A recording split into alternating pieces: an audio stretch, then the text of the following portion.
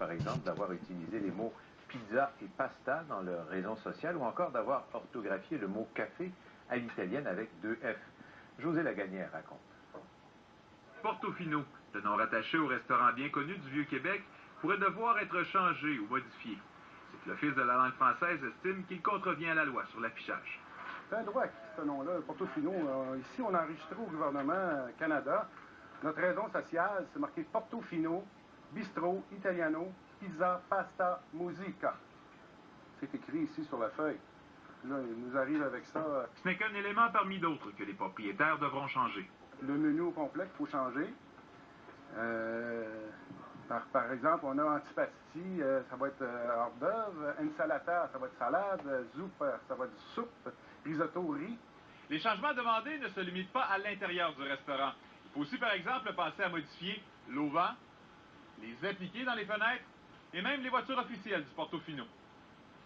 Ça engendre des coûts qu'on évaluait entre 12 et 15 000 $.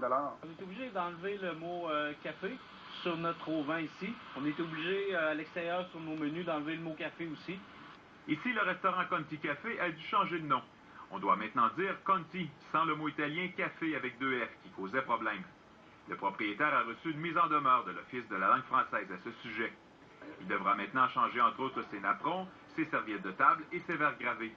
Les clients sur place avaient de la difficulté à croire tout cela. Franchement, là, faut pas avoir grand-chose à faire. Là, peut-être pour trouver des poux, là, hein? On cherche des poux? Moi, pour que j'aille mon café, c'est écrit comme tu veux. Moi, il est correct. Moi, j'ai pas de problème avec ça. L'inspectrice qui a visité le restaurant a même découvert dans les cuisines un autre manquement à la loi.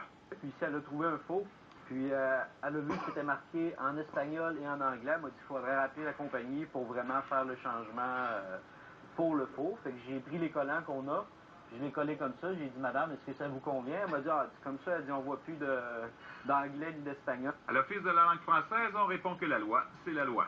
Pour l'affichage public, la loi dit que si le nom est dans une autre langue que le français, on doit ajouter un générique ou un élément descriptif en français. Pour avoir apporté des modifications au nom de son commerce, le propriétaire du Conti a reçu ce certificat de l'Office de la langue française. Est-ce que vous allez l'afficher dans votre restaurant? Je ne crois pas, non. On va garder ça à l'interne pour nous autres. José Lagagnière, TVA Nouvelles, Québec. Le sénateur conservateur Mike Duffy a finalement accepté